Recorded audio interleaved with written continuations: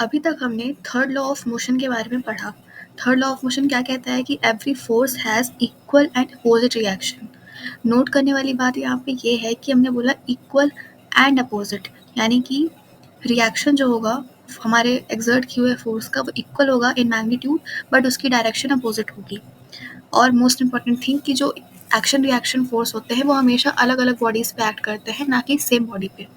अब हम देखते हैं थर्ड लॉ का एप्लीकेशन कि कहाँ कहाँ हम डे टू डे लाइफ में थर्ड लॉ का यूज़ करते हैं। तो सबसे पहले स्टार्ट करते हैं। Let us consider two spring balances. हम एक स्प्रिंग बैलेंस लेते हैं, दो spring balance means connected together as shown in figure 8.0। ये होते हैं स्प्रिंग बैलेंस। ये एक स्प्रिंग बैलेंस है, ये दूसरा स्प्रिंग बैलेंस है। इसको हमने इस तरह से कनेक्ट किया जैसे कि फिगर 8.10 में दिया गया हुआ है। The fixed end of balance B is attached with a rigid support like a wall। जो B वाले का जो फिक्स्ड एंड है वो इस तरह से अटैच्ड है किसी रिजिड सपोर्ट से। रिजिड सपोर्ट कुछ भी हो सकता है, मीन्स मान लीजिए बॉल हो सकती है, सॉरी वॉल हो सकती है, दीवार हो सकती है। Next, when a force is applied through the free end of a spring balance A, it is observed that both the spring balance show the same reading on their scales। हमने ये किया कि जब हमने ए वाले स्प्रिंग बैलेंस पे हमने force लगाया, हमने इसको तो खींचा, तो जो उसकी रीडिंग आई ए वाले की भी वो इक्वल आई रीडिंग बी वाले की भी, मीन्स ए और बी की स्प्रिंग बैलेंस की रीडिंग सेम थी।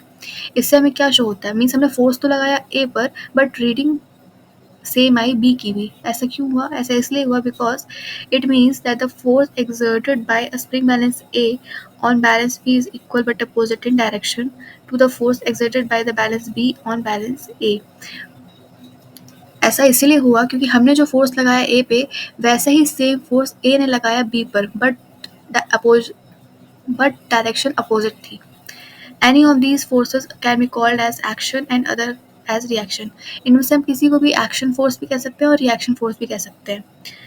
This gives us an alternative statement of the third law of motion is that to every action there is an equal and opposite reaction।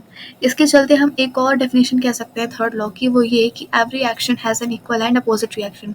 Means her action जो हम करेंगे उसका हमेशा equal और opposite reaction हमें मिलेगा।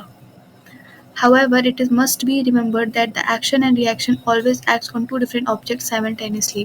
हमें ये बात हमेशा याद रखनी है कि जो एक्शन रिएक्शन होगा वो हमेशा टू डिफरेंट बॉडीज पे एक्ट करेगा, ना कि सिंगल बॉडी पे। Always acts in two different bodies। Okay, next example हम देखते हैं। Suppose you are standing at rest and intend to start walking on a road. मान लीजिए आप कहीं रोड पे खड़े हैं या रेस्ट पे खड़े हैं और आपका मन किया कि अब मुझे चलना चाहिए रोड पे। You must accelerate and this requires a force in according with a second law of motion. Which is this force? Is this muscular effort और एक्सर्ट ऑन द रोड? अब जब हम चलना है तो हमें चलने के लिए कुछ फोर्स की रिक्वायरमेंट होगी। तो ये फोर्स कौन सा है? क्या ये कोई मस्कुलर फोर्स है? It is the direction we intend to move. No, you push the road below backward. The road exerts an equal and opposite force on your feet to make you move forward।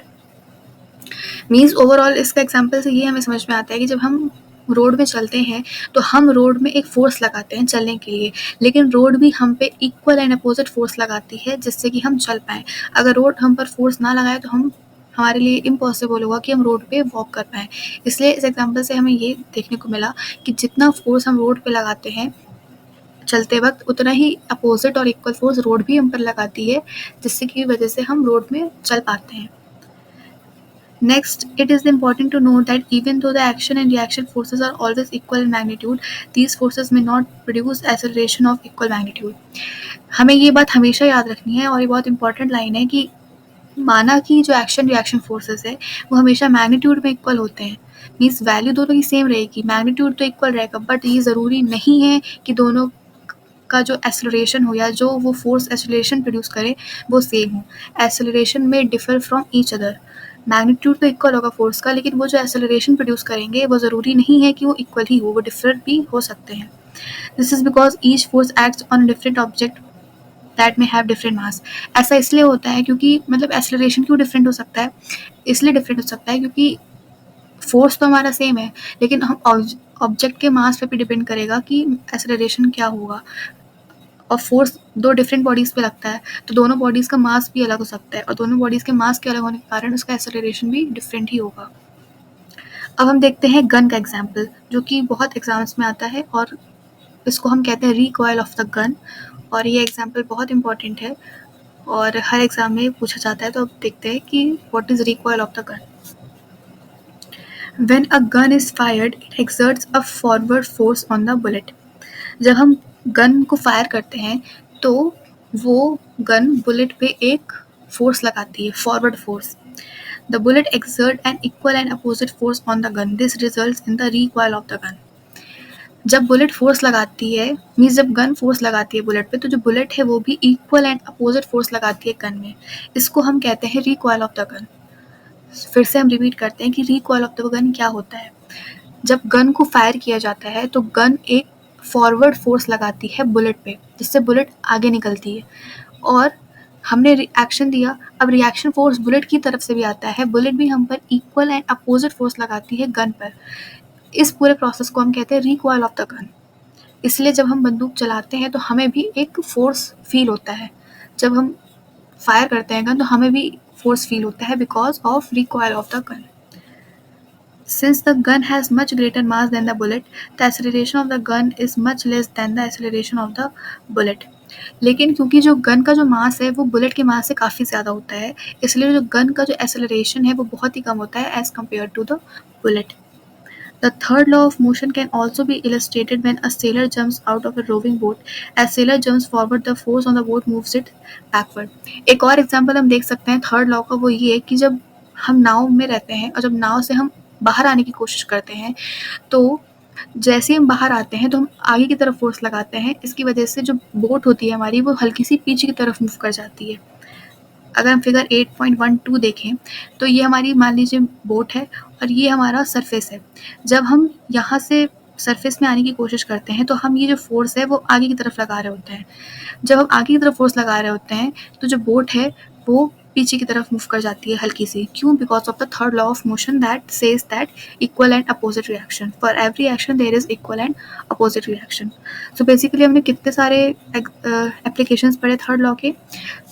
सबसे पहला application ये spring balance वाला, हम एक spring balance पे force लगाते हैं लेकिन दो स्प्रिंग बैलेंस की रीडिंग सेम आती है।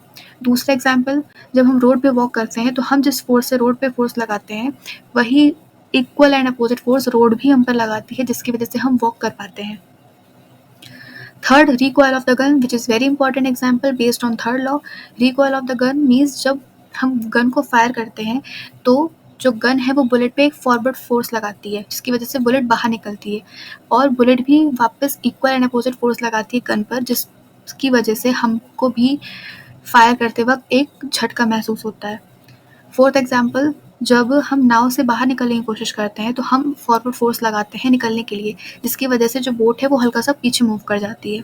These four examples are based on third law of motion, and these are the applications of third law which are based on our day-to-day life.